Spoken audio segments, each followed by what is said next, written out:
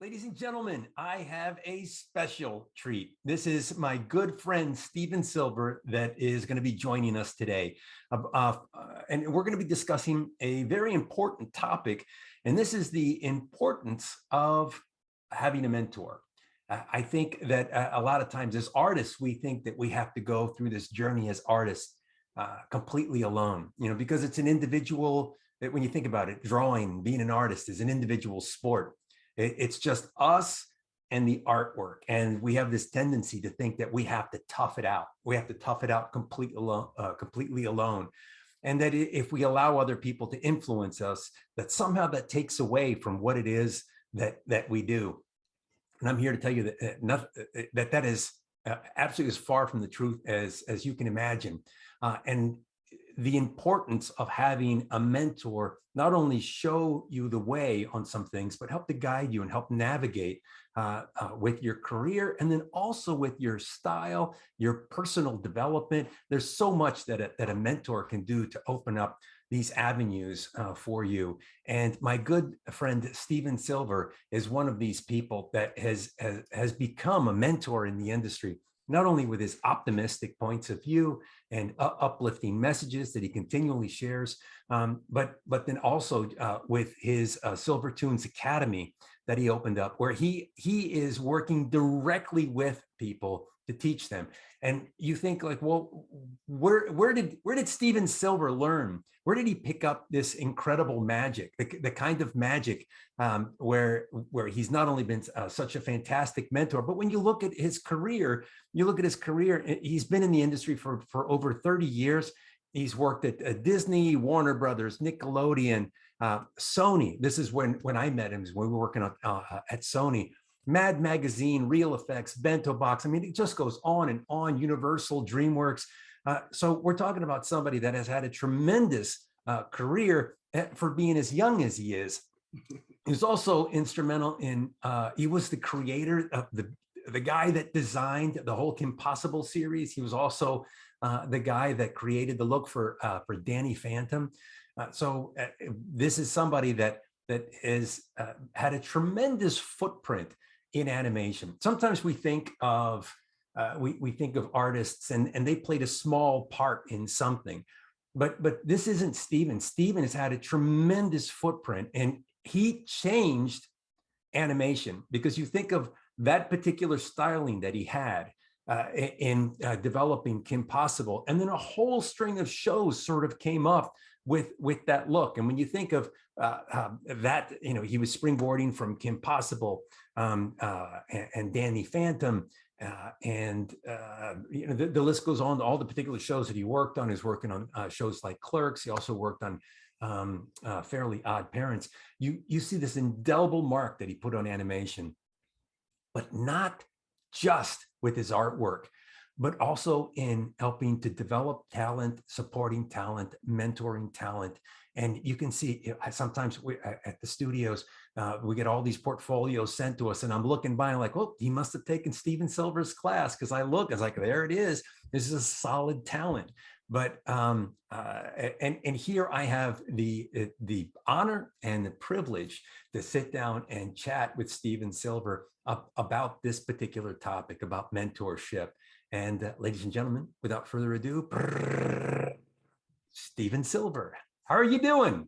Good, man. Thanks so much. It's awesome to be here and just having this conversation with you. I think there's such an important conversation to have, and also something a little different, which is really great. It's not just talking about art, but it's the behind it, how it sort of happens. So, it's true, because sometimes, like, I thought about doing a series. I thought, I know so many people in the industry. I want to talk to them, but the typical conversation would be us to talk about your career, to talk about Kim Possible, to talk about some of these things, or like when we came together, we're working over at Sony.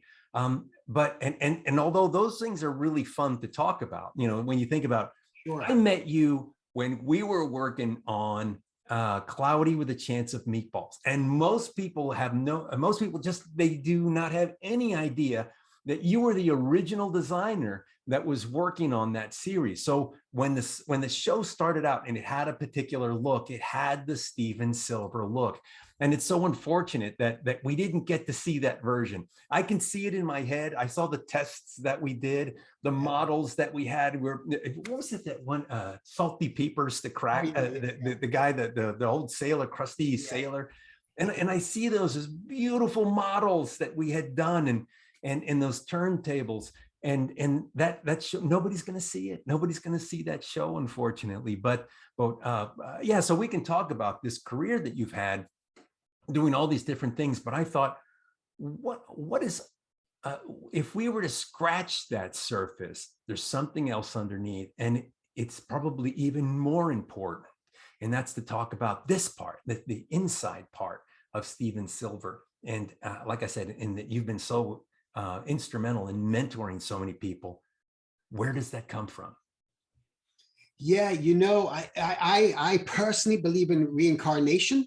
So it's kind of like, that's really out there, but it's something that I just feel like there's something within us that sort of like silently draws us into these areas of our life, and can't even explain it as to why. Why does this person want to go the painting route? Why is that person wants to hike Mount Everest, and do that? Why does this guy want to draw? And I feel one of the things that happened for me was when I was around 18, working as a caricature artist in theme parks. I just kind of felt like I was always helping. Like, that's where I found my first mentor. So that was the first thing. So maybe it's important just to kind of like step back a bit. When I first got hired just as an artist professionally, that was to work at SeaWorld in San Diego doing caricatures. And the person that hired me, there were these three brothers, but two of them were running the show, named David and Paul Camish. And Paul Camish was the business guy, and he could draw, needed to sit in the seat and as they were hiring artists. But Dave Camish was the artist, and he was 10 years older than me. And, I went there and I was raw. They saw some of my work, some of my high school sketches I've made, and go, you got a lot of work to do, but we're desperate. And I was so lucky they were desperate to hire people. That's how I got the job. And from that point, he just became my first ever real mentor, just showing me how to do quick live caricatures, and how to adapt. Because you didn't go to art school. No, right. This was your art. Having a mentor was your art school. Absolutely. And that's how I've kind of always viewed all these other artists that I came across in my life that we'll talk about. They became my mentors, and luckily I got to meet them. But even in just that observation, like we've all had, right? We all found our heroes that we were learning from, we were tracing, we were copying their artwork. I view that as a great mentorship, just being able to study their work. And I think from the help with Dave kind of really helping me and just showing me stuff. And, from that, I really just took onto it and I adapted very quickly. And other artists would start asking me, hey, how do you do that? How do you do this? And I just felt, this feels really good. Just to sort of like share this knowledge and information, and not just holding it all to yourself. And there was this feeling, and I didn't quite understand, God, it feels so special and amazing. And then fast forward into the future, when I got my first teaching job, where I was just teaching some character design students, I swear to God, I was in this class and I just felt this electricity. I don't know what it was, as I was showing them sort of ideas. And I remember driving home that night, and I called my wife and I said, I know what I want to do for the rest of my life. And that's when that teaching bug really hit, because there was something so impactful. And then I read a book by the Dalai Lama called The Art of Happiness. And he said, if you truly want to find happiness, if you're searching, share your knowledge, give back, help other people. That's when you will start to find this true feeling that you're searching for, wanting. And I would say that I found that to be true too. And that's where the mentoring and helping has been an accumulation of all that, and having the people in my life that, all these teachers, right, that you go, gosh, man, that's so grateful and thankful for them. And how nice to be able to leave that behind in a way. Yeah, there's I liken it to this, which is that if you found the best, you like pizza, and you found the best New York style pizza in town, and you went over there just on a fluke, like I'm kind of hungry, I'll jump into that place and get a pizza, and you taste it, and the dough was fresh and salty, and the ingredients are amazing, and you're eating this pizza like, oh my gosh, this is amazing. What do you do? What do you do with that? Well, You yeah, have this knowledge of this great pizza place. You share it? You call yeah, up your friend. Hey, you're not going to believe this. You know right, what? Don't even say, I'm taking you to this place. We're going to go eat some yeah, pizza. And you try to share this. yeah, And knowledge is the same way, that once you learn something, and it's like having that really amazing pizza, you want to share it, because you can sit in that pizza shop and eat as much pizza as you want, and it's not going to make you happy. Tastes great. It's right, not going to make you happy. And you're happy when you're sitting and you look across the table and there are 15 new people right. sitting across from you, and they're all eating that pizza going, oh my gosh, Stephen, this is the best pizza I've ever had. And you're glowing. You didn't even make the pizza, Right, right, right? right. You're glowing. You're like, yeah, that's right. Right. I got to share this with people. And that's the things I found, is that in life, that's how it works. It's not just exclusive to, to good pizza or good hamburger. It is the way life works, is that if you find something out, if you have this knowledge or you have this experience, most people, mature people, first thing they want to do is they want to open up and share it. Yeah.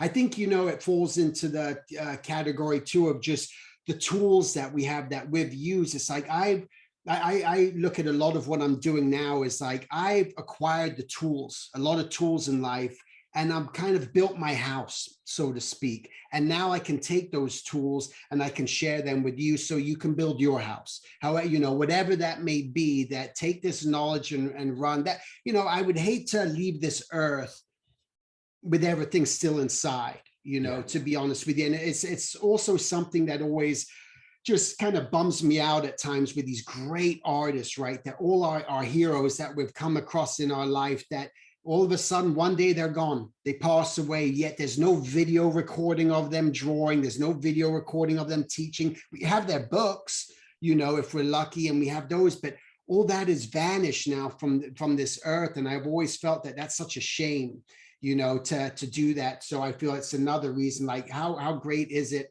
just to be able to take something and put it together and share it. And that's what inspired me really with Preston Blair, right? The cartoon animation book, that this guy created this real legacy book that future artists for generations, 50 years later, 60 years later, are still, it's their Bible, Isn't that just, incredible? It is. It is yeah, not very big. It's like an oversized pamphlet. yeah, absolutely. And it is so nutrient dense Yeah, that someone, like a 13-year-old kid, can pick that up and yes, start there. And a professional like you and me yeah, can go back to it as a resource and study. I mean, that's how dense that book is. yeah. It's amazing. I'm so glad that he shared that And knowledge. right, he could have passed on like many of the other great animators and everyone else, and like what do they have to show for it? And I think that's, to me, where I hate every time an artist dies and they haven't done something like that, where I'm like, oh, that sucks. We'll never have that magic or be able to Yeah. see what it actually looked like, Yeah. coming out Yeah. of the hand. I tell you, I was in art school, and I found out about Joseph Christian Leyendecker, JC Oh yeah, Leyendecker. Amazing talent. And he had this particular style of drawing and painting. And he was so secretive. He didn't want anybody to yeah, understand how he did things, and he was so secretive that he protected this, because this was his identity. And he took it to the grave with him. yeah, And you figure that the end of his life, that it would have been good for him to just open up and show how he had done this artwork and pass that down. When I think of what that is, it's like we've had this torch of artists, from mentor to mentee, that has been happening since the Renaissance, where because up until then, that's why the art is sort of sporadic, and things, there's not a connection between Greek sculpture and Roman sculpture, that Greek, the Greek sculpture or the society had to collapse and Rome had to start up. It wasn't like it kept going in Greece. All of the artisans were moved to Italy, and then they ended up creating this work. And then when the Roman Empire collapsed, it all collapses, goes into the Dark Ages. So there isn't this lineage where artists are handing off this torch from one to the other. But then from the Renaissance to today, this torch has been handed from mentor to mentee, from teacher to student. And then that student becomes a teacher and they hand it. And this has been going on since then, several, 100 years. And when I think of what happened with J.C. Leyendecker, is that torch did not get handed, Right. And it got dropped. And when it got dropped, it simply just snuffed out. Norman Rockwell tried, he tried following him all over the place and just like tried to get some magic from him, but yeah, and he was very protective of it. He did share it with Norman Rockwell, and he asked Norman Rockwell to promise never to show anyone, and he kept his promise. And he said that he didn't like it because the only tip that we have to that is that because it was a particular mixture in the way that he would mix his paints in order to use them, and Norman Rockwell said that he thought it was too slick, which is interesting. Sort of a little tip into like, wait, what did he mean? What did he mean by that? And people have been trying to decipher that to try and get back into how he was creating these things. But you're absolutely right. And this is the torch that as it's passed down. But it starts with inspiration, doesn't it? Yeah. And I look behind you and I see that your room is covered with artwork. And it's not just artwork, is it? This is inspiration. You surround yourself with the inspiration. So this is your office is sort of like you're working in a Hall of Fame. Yeah. And you get to look up and you get to see, Babe Ruth's baseball, and you get to see, Mickey Mantle's awards. I mean, it's kind of like that, where you surround yourself with those things that inspire you. Absolutely. Absolutely. I think it almost just like there's an energy that kind of comes from it. Like I feel like I'm in a studio. And I think that's the great thing when you work at a cool studio, when that artwork is all over the place. You walk down the halls and you see it. There's nothing worse than working in an animation studio where there's nothing hanging on the walls and no inspiration, because then it just feels like an office or any common workplace. I remember Disney TVA was like that at the Frank G. Wells building. It was just a bunch of gray cubicles and there was no art anywhere. It was just kind of like boring. But then you work at Nickelodeon and it's just like, boom, purple, green, this really colors everywhere, big cutout statue, it's just like, wow, I'm in a cartoon studio. And we feed off that energy. Absolutely. As artists, we feed off of that. Yeah, absolutely.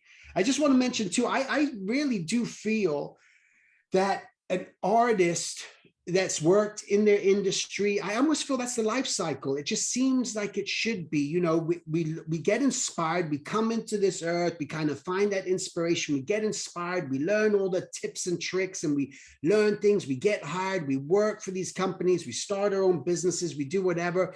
But then it comes around where I think it's almost like our obligation in a way to now share that, like the circle of life. Like now you've taught, you've worked so much in your life, but now you start just sharing it, and your later days in your life, some people start sooner than later. I started very early teaching, but you come around and you become that teacher, and then eventually, that's it. But now you've left something behind. You made some sort of mark in that way that carried on, that didn't just die with you. Like J.C. Leyendecker.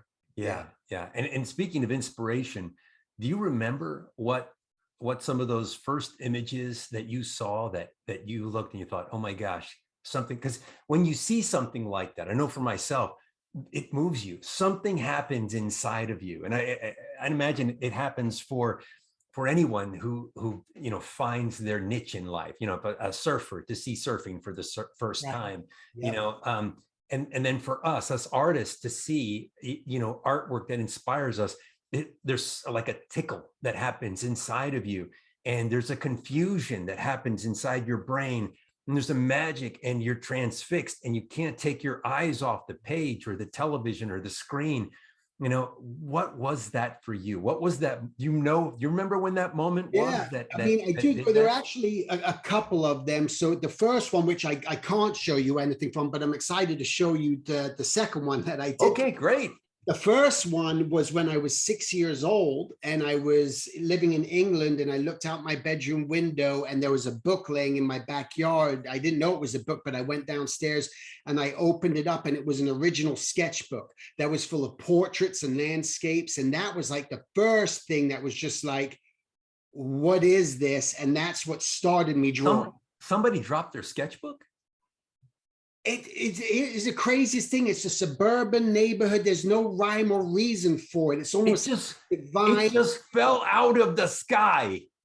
No idea. And unfortunately, when I moved from England to America at 10 years old, it got lost. You know, you're talking about a 6-year-old kid. Well, you know what? I would imagine that sketchbook has been probably traveling from artist to artist, inspiring different people. This is the reincarnation thing where all of a sudden it was dropped and said, okay, Steven, this is what Steven Silver's good. You're going to do. That would be the great start of a movie, right? We're going to do a movie of your life. And we start with the credits and this book tumbling through the sky. And then it just lands there in your backyard. It was, that's what started me drawing. That's how it all began. So that was the initial thing. And that was in England, because I think a lot of people, they hear the accent. They're like, what? There's a slight accent there. Where's he from? And so you're from England. Whereabouts? Northwest London originally. So so that's where I grew up, was born, lived there, and then moved to San Diego when I was 10 years old, lived out there for a while until I moved to LA in 97 to work in the animation studios. Yeah, Warner Brothers. And here's an interesting tidbit, because I remember when we were working together, you lost a sketchbook. Oh yeah. And you weren't that upset about it. Yeah. I remember that you were kind of bummed out about it, but you weren't that upset. And I imagine that probably goes back to that, like, well, there's the karma, right? A sketchbook came to you, a lost sketchbook came to me, or to you should say. And then now my sketchbook is going out. Yeah. Yeah. And that's fascinating. That's kind of what it was, in a way. And that's why it didn't affect me. But also when I got into, I don't have it here, but when I started doing all my book publishing and everything, I made a sketchbook to look like a sketchbook. I don't know if you remember it, with the yellow sketchbook. That was amazing. That was the reason. Idea. Yeah, that was. So you were seeding that idea, that thing that transformed you. You were trying to seed that for someone else. Yeah, all of a sudden someone else is coming across the totally makes sense. Yeah, what is this? But this guy left his sketchbook here, and that was the whole purpose. Have you done that where you've taken your book and just left it on a park bench, like this printed sketchbook that you have? No, because that would be really cool, right? Cool. Just go around the city and just to seed the world with the. Because I know that you traveled quite a bit. Maybe that's the thing that you could kind of like leave behind the sketchbook here or there. That would be funny. That'd be cool to do. I think I'm going to print some more up just to do that, just to drop them off at random places, especially and get a picture of it, and then just so people know, and a close up, so people have to figure out, well, where is this? I think there's that bench. That I think they have that bench over at the Central and Fifth. Yes, that'd be great. And then the next one, I'm going to share my screen here with you. Oh, I'm excited to see that. Pull this up. Thank you for bringing some. This was I discovered this when I was in 11th grade in high school. I was in my graphic design class, and someone had a magazine.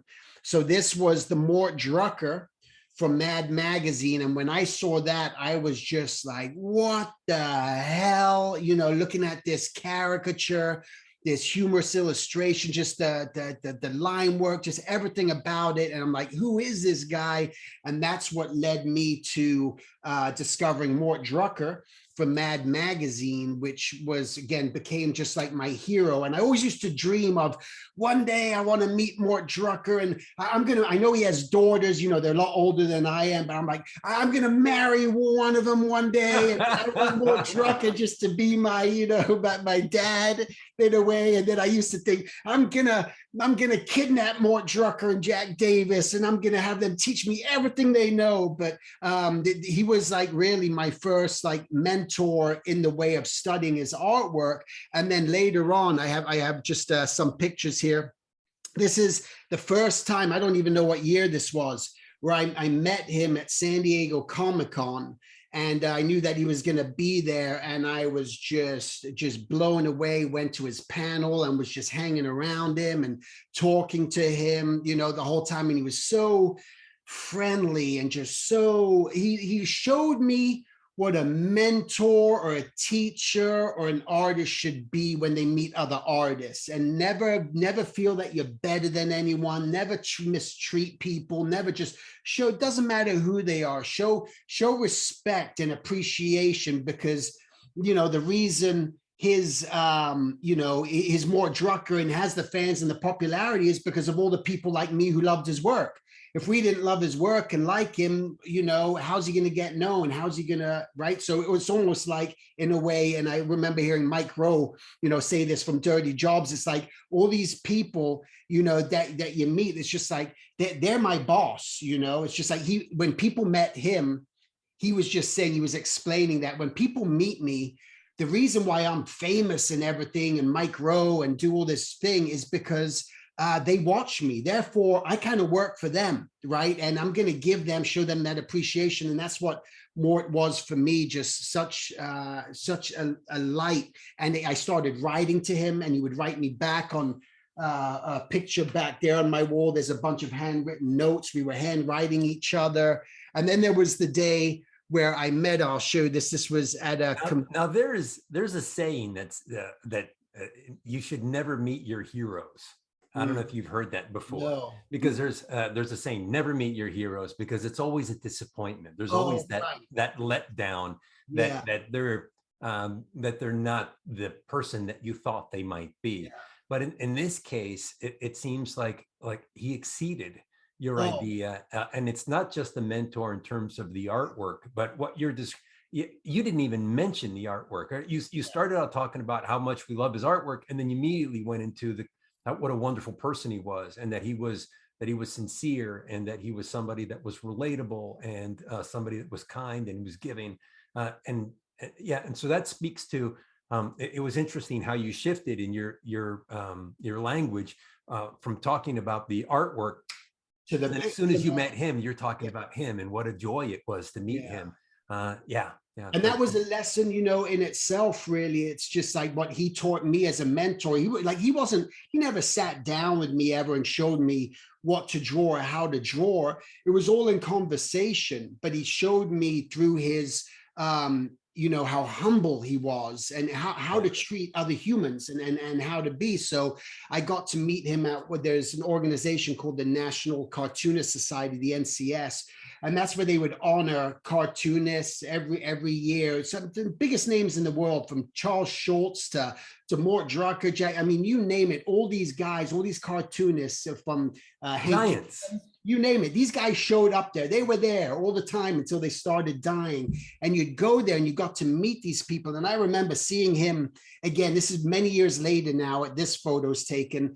And I see him sitting there, and I had my first book that I was working on, and I was just sitting there, and he was in the bar, and I was just watching him, and I was just sitting in the back and so nervous to talk to this guy, my hero.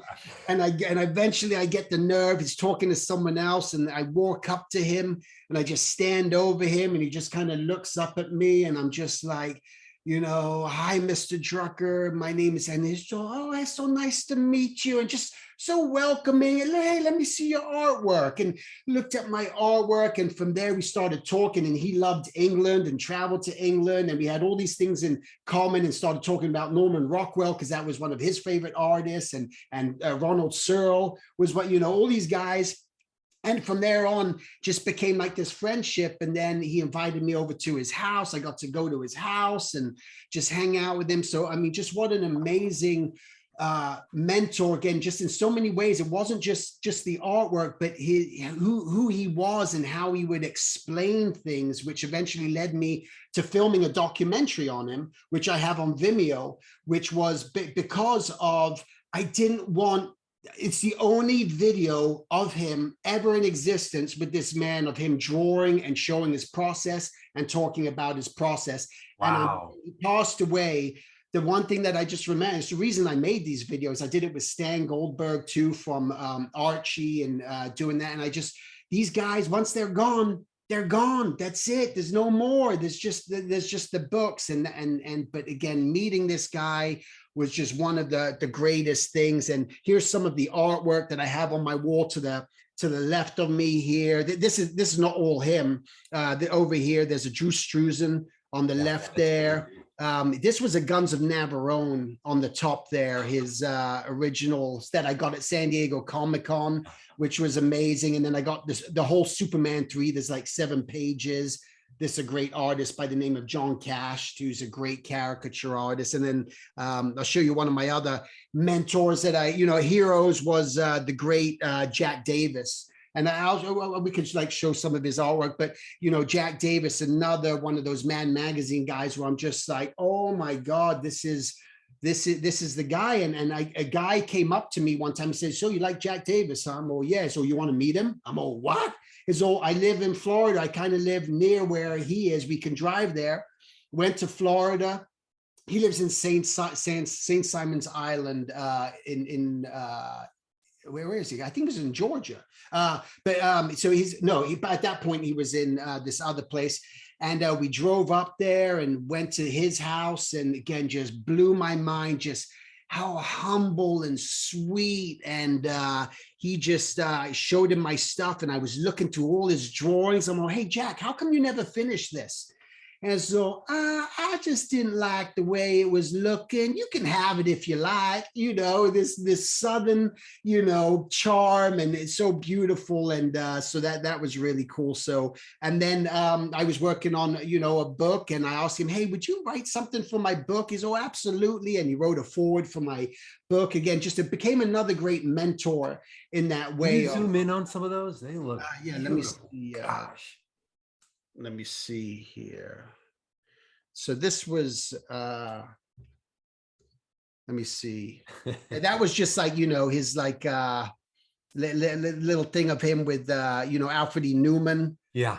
Doing his thing. But I got to, watch his process and everything, how he would lay down this burnt umber first. That was the first thing that he would do. So he had his ink drawing, and then he would lay down his burnt umber, and then, which was it wasn't a watercolor. It was, I can't remember what medium it was, but it was something that, was waterproof. It was acrylic, I think. It was acrylic that he was putting down. And then he would use just regular acrylic paint and put it in a paintbrush, and then ink the outside of the drawing with this.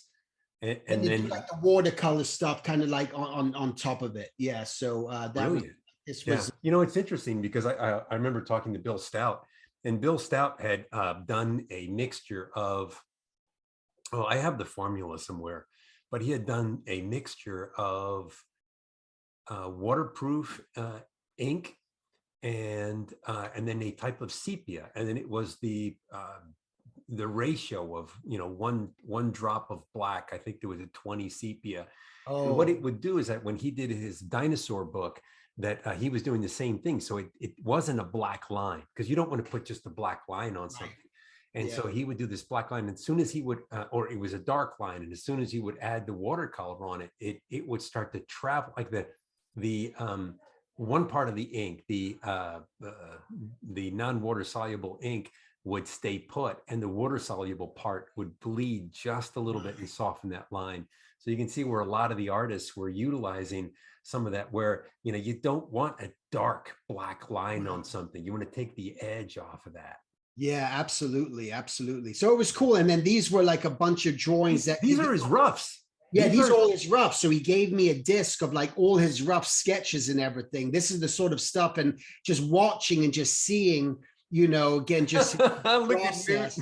Newt Yeah, isn't Gingrich. that great? Again, just Oh, seeing his how loose and rough, and that was such a and it's like freezing up here. How sort of, let me see if it's, I don't know why it all of a sudden froze on us in this yeah. spinning. Sometimes it can be. We'll just let it spin. Yeah, Usually, but just seeing that process and realizing, oh, you should be sort of really loose and rough in everything you're doing. It's not about just doing everything just so, quickly, or yeah. having that finish, and that's what I saw. So I saw these little thumbnail drawings, and on Mort Drucker's original, we were talking about it just earlier before we started with the whiteout on originals, and looking at that and realizing that I don't have to be perfect in what I do and what I'm creating. But yeah, these were just so great. Go back to that one. This is amazing. When I look, I'm going to annotate.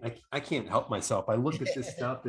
It's such gold that I can't help it. When I look at this, the importance of, here you have the club. So he's selling that as a statement. He has this one character here in the hand in the overlap. So he's whispering, and we see that in silhouette. We see the other character. I mean, right there, goes right to his ear. I mean, just the storytelling alone, just Body language. absolutely brilliant. Yeah, Yeah. fantastic. Yeah. So beautiful. Such great stuff. These are like just little sketches again that he would do. This is a lot of all this stuff was to the client. But when I love looking at his work again. What was this for? This looks like an animated show. Yeah, it might have been. It might have been. But what I love when I look at this artwork and what he was doing too was just how he used the contrast in his shapes, like the big head and the little hat, or the big hat and the little face, and it's just like, oh, that's such a great character design thing to do. But again, he just became just a great mentor, and talking to him and just the journey and his life and everything through there. So it's the people behind just the artwork, which I think is important in being a mentor, and an effective mentor that makes people want to, just fall into that. But yeah, just like it goes on and on, just again, looking at all these quick rough. This is all for his advertising clients. Have you thought about putting a book together of this work? Is that something? Yeah, he was going to, but I don't think they ever did, so that was the unfortunate thing. That would be great to have your annotations from Tales of the Crypt, stuff that he had going on there. Again, just look at this stuff. Oh, Isn't it just amazing? Just the energy, in these poses and everything too. I'm just going to see if there's some different color ones that, he'll do little marker comps through there. And what he taught me, again, just being a mentor in that way from looking at his work, was when I turn stuff into clients, I don't need to turn in stuff that's so polished, where that was a belief that I had in the beginning. You're leading up to that, but your initial roughs that I'm showing a client, that's a Babe Ruth, talking about Babe Ruth, but initially when you're doing stuff and showing clients something, it doesn't need to be so figured out completely, and that the client will say, okay, yeah, I like the direction that's going, and build upon that. So that's what I kind of really learned from there, and just looking at all his work through there. I was just seeing if there was any absolutely brilliant color work here. Just if, again, people aren't familiar, look at that. I mean, it's a mad world that he did. This would have been the movie poster, but I remember Jack Davis's work. There was that book, The TV Guide. A lot of young people don't know that years ago, instead of going to the guide on your television to tell you what the channels were playing, you actually had to go and buy a little book. Every week you had to buy another book. And in that book, it was probably about this big. And it had all of the channels and what was going to be playing at what time. It was just like the guide that you have on your on the remote, for your cable service, but it was in a book form. So you would look, okay, go to Thursday, go to 8 o'clock, look across on channel 7, and they were going to be playing something.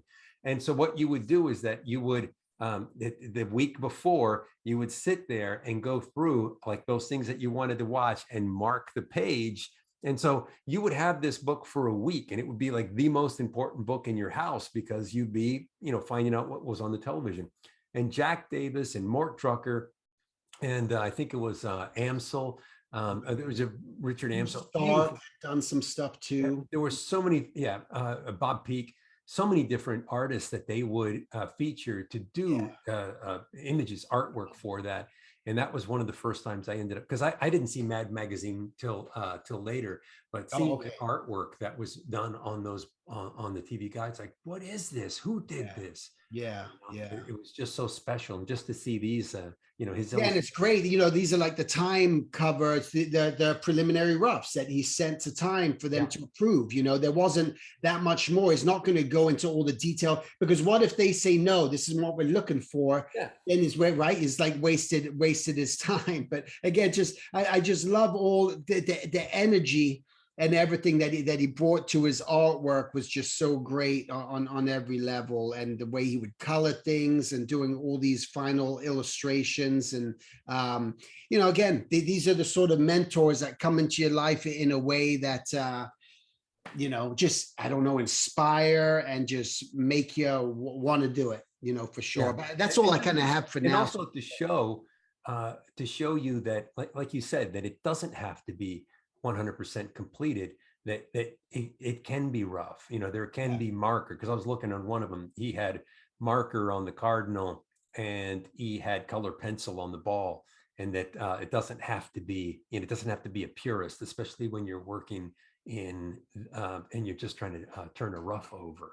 Yeah, absolutely. So, I mean, and so that's what sort of makes these guys, I think, to me, and I wouldn't say that people have to say, I can't move forward in my career, I can't do anything if I don't have a mentor. Now, that means that I just got to be stuck by myself, or more by myself, because not everyone's going to find that person necessarily who's going to hold their hand and guide them. But we got to look at mentors too, as just observation of their work, and breaking that down, that's a mentorship there. That's something that's going to help guide you and influence you in your life. And I think that's what mentors are supposed to do. They're supposed to, my number one thing that I always want to share, just when I'm going over students' work and everything, is just showing them that I'm paying, not only paying attention to their work, but giving them praise and encouragement.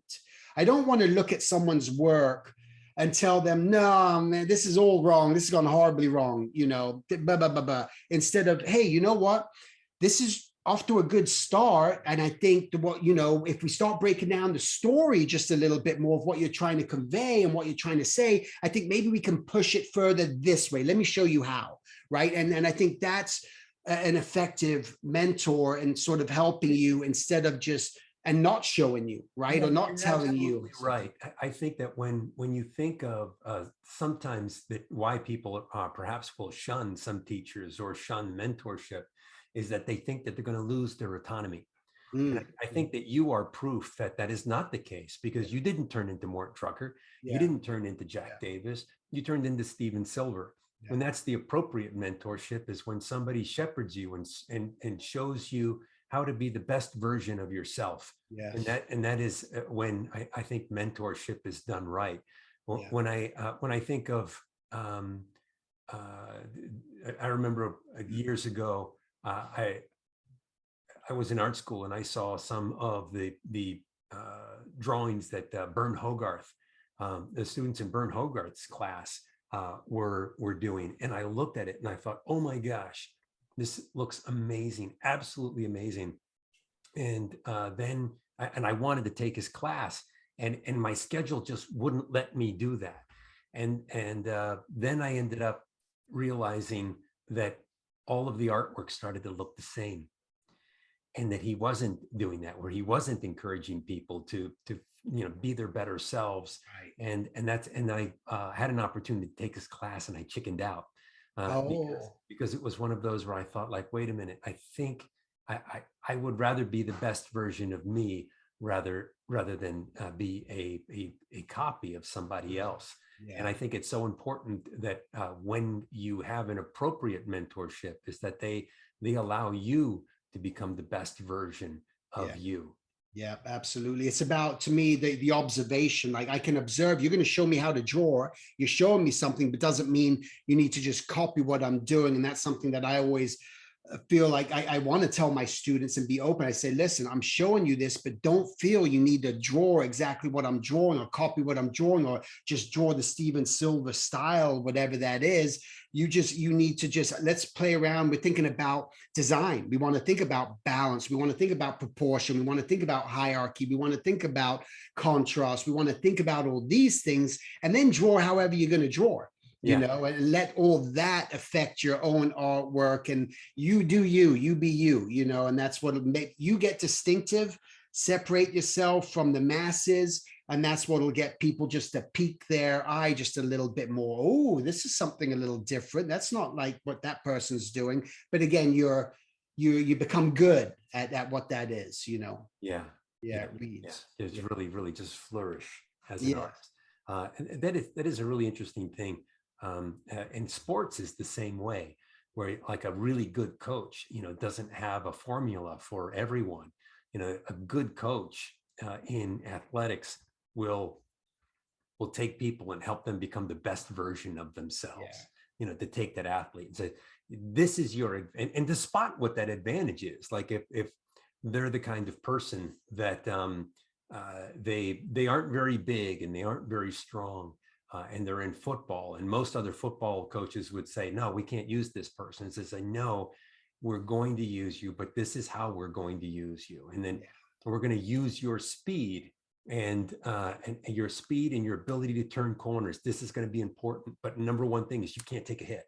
Yeah. And if that means that you run the ball and you're going to get closed out, you just run it off, go off sides, because you don't want to take the hit. And so coach starts to find a way that person can excel and protect them. And then I think an art mentor does exactly that. They can help shepherd you and say, like, this is your strength. I know that there are people who've shown me their work at times, and I think that they, because I've had all this success with Disney and I had success with Sony and all these other companies that I've worked for, that they have this idea that they have to raise their level to this sort of, to have access to these sort of companies.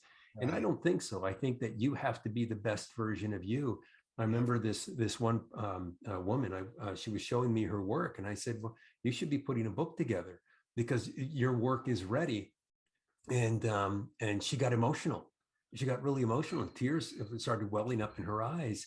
And I realized that she, what she needed more than anything was permission. And that sometimes a mentor will do that. Yeah. Will that if they get, you hold them in high esteem, like a Mort Drucker, like a Jack Davis, you hold them in all this high esteem, you value their opinion. And when they come back and validate you, that, what does that say? Yeah. Suddenly all of the value that you put into their wisdom, all of the value that you put into their words, now they're coming back to you and it's like, well, he just said something good about me, that must give me value. And so that it really, like in this case here, it gave her permission. I don't know what she did with that book. I'm hoping that she got behind it and had this extra push to do a little bit more. But it's one of those things that sometimes it isn't just about the art, but it isn't about, oh, here, bring that portfolio over here. Let me fix that drawing for you, right? Yeah. It's like, this is how we did this. Right. Right. Yeah. No, it's not about that. And sometimes it's that encouragement and taking somebody and helping them blossom. But you do that at the Silver Academy. Yes. We'll Yes. talk a little bit, because this is what we're talking about, is we're talking about this relationship that you had with these mentors and how they helped shape you, and that you understand your role.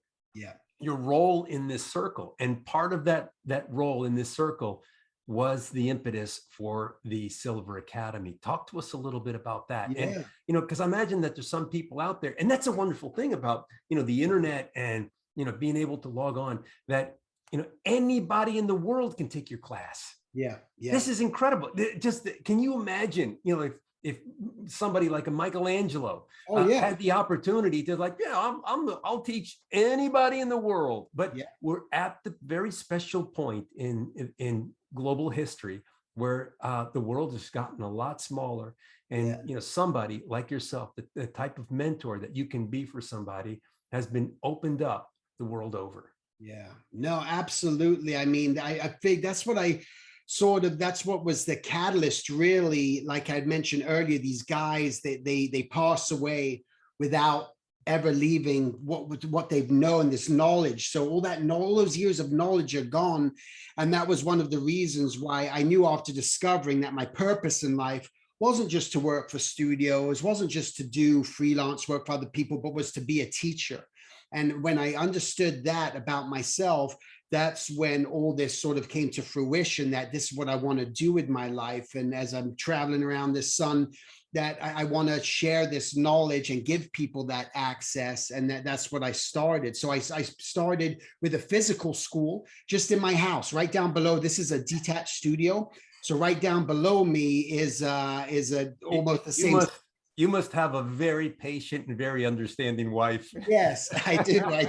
I do for sure. It's just, and that's another important thing, for any artist, I think, to get is a partner that will understand them and understand their passion, And their support love for them. what they do and support. And so I started off with like 4 students in downstairs, and then it went to 6, and then I did that for a while, and then I opened up an actual physical location, and then things happened. Gorgeous. That Yeah. location, wow, that Yeah. was so I'm gorgeous. going to do it again. I'm going to do it again someday. But my kids were a little younger, and part of the catalyst for me closing it up was, Dad, you're always gone all the time. And I stopped working in the studios about 15 years ago, 16 years ago, where I just became a freelance artist because I wanted to watch my kids grow up. And it became a very important thing for me. And that's why just having the school, when they said that, Dad, you're gone all the time, it's like, uh-oh, I don't want to miss out on this. I got 18 years with them. That's how I looked at it. I got 18-year commitment before they're out on their own. So I can sacrifice, things that I want to do in my life to just make sure that I'm a part of their life through this. And I did that. And then during the pandemic was what really, I kept putting it off to starting something online. I was teaching online, but I always wanted to do my own thing. I had this desire just to, I felt this greater calling. And when the pandemic hit, it was time. It was like, this was the silver lining, was just like, hey, that thing that you're always talking about doing, but you're just not doing it because you get too busy doing everything else, was like, I'm going to build an online school, and I'm going to start this, and then this is what I want my legacy to be. This is what I want to do, where I want to pour all my heart, my energy, my soul into it. So I started the Silver Drawn Academy, and just growing that. And the great thing that I do with people is, it's all part of the mentoring. The biggest part of it is the mentorship, where it separates from all other schools, where a lot of other schools, you're watching videos and you're kind of on your own. You'll get some feedback through video, but I meet up with the students every single week, whoever wants to partake. And we do 5 meetups every month, where I'll do, like today, we did a drawing hangout where everyone who wants to partake, we come in and I provide the reference, and they can ask me any questions, and we're all drawing together, and I'm guiding them on things, and it's just open, and it's just very uplifting. And we talk about movies, and we talk about this and that. And then I do these Artists Anonymous, where we meet once a month, where it's just about the mindset. And we get in, I give them worksheets to work on, setting up your goals, setting up things that you want to try to achieve, and just constant encouraging, because that's what I want to do. Is I just want to get these people out of their place of feeling that they're not good enough, that that's impossible. People are so much better. I'm not getting enough likes in my social media. That makes me not as worthwhile and worthless, where a lot of people feel, and try to help people just through their struggles. Because I realize that's what I'm here to do. That's my purpose. That's my gift. I'm not the greatest artist in the world by any means. What my true strength is my, I think, ability to make people, like George Lucas said, get out of the mud. just like get out of the mud and stop being stuck there and let me project you and move you forward. And I think that's where my greatest strength is, because I can show you techniques and this and that, which I do. And I love that. But again, my greatest joy is that. And that's where I'm pouring all my heart and energy and love into, because it makes me feel awesome. And I know it makes other people feel great. And I've seen the progress, and I've seen hundreds of my students get into the animation industry, starting their own companies, publishing their own books, and just moving forward. And every time I hear that story and that message, and I respond to everyone's message every single day, and I never let a message that comes to me go by, because I know people, that's what I'm here to do. And that's where this is all stemmed from, and I love it. And meeting artists along the way, and getting to meet great guys like you. And I remember just meeting you. You were there. I would always go to the studio. I remember when I was at Warner Brothers, and I'm just like, hey, I'm going to go sketching at lunchtime, and people like, sketching at lunchtime? You're drawing all day long. What the hell you want to go sketching at lunchtime for? So no one would go with me. And you were like the first guy when I got to Sony Feature, was just like, I'm like, hey, you want to go draw at lunch? And you were like, hell yeah. And we would go and draw, and we started the drawing club together, yeah, the sketch club, and just like that enthusiasm and that willingness. And because you're a great teacher, and you're a great mentor, and you've always had that spirit. And I think we find each other in this world, we do. It was funny because that club was pretty amazing, because as soon as we started going, and then other people saw we were having a lot of fun, like they'd say, hey, you guys want to go out to lunch with us? No, we're going sketching. What? Yeah. And it's like, we made it look fun. Right. Yeah. And then suddenly started growing. Then there were 3 of us, then there were 5 of us, then there were 10 of us. And I remember at one point just sitting there at the table looking across, there's 18 people inside the restaurant, all drawing. And I thought that was pretty darn wonderful. Eventually got kicked out though of that. Yeah, we did. We ended. That's a different story. Yeah, right. Everyone's getting nervous here, it was sketching, but yeah, it's great. And I think, I love it, and I think that's what I appreciate most whenever I come across any artist, is I love the artists that are just open and willing to share and willing to give back. And I think those are all the artists that I have the strong connection, with on this journey. Yeah, I'm going to go ahead and include the Silvertoons Academy in this video so that people can find a way to reach you. Okay. Are there other ways that they can reach you, or are there other things that you would like to let us know? Like, is there a new TV show that you're working on? Is there a book that you're putting together, or something, maybe appearance that you're going to be making soon? What do you have going? Well, so a lot of things that I'm doing, I have been working on a book, but it's more of a philosophy book. It's sort of like answering all the questions and answers that I feel artists struggle with. So this is a book that I've just kind of been working on, just taking me a long time, but I get to it when the inspiration hits me. And, other than that, I'm going to just go to, which I'm very excited about, actually, to go to a convention again. So I'm going to go to the Anaheim,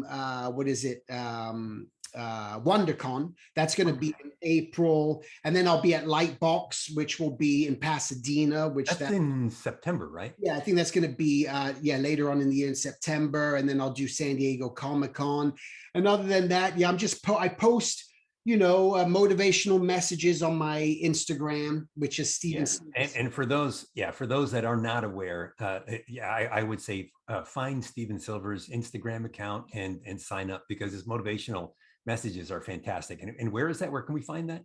That's just Steven Silver 7. Someone else took my name, so you put it 7. So yeah, 7. Yeah, but you'll see my little profile. Yeah, sure. Yeah. Any reason for the number 7?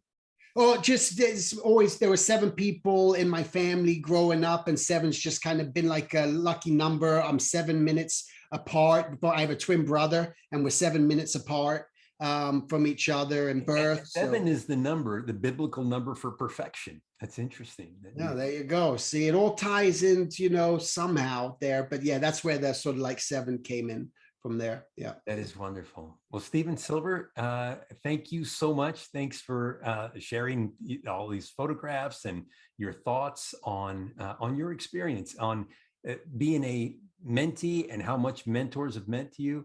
and becoming that mentor that other people can turn to. I can't thank you enough for this time. It's always fun when we get together and we start chatting. We got to get together and draw again. No, I absolutely. want to do that. Well, thanks for inviting me to do this. This was awesome, and just great to see you. So thank you. Terrific. All right. We'll All see right. you, Stephen Silver. See ya. Bye. Bye-bye.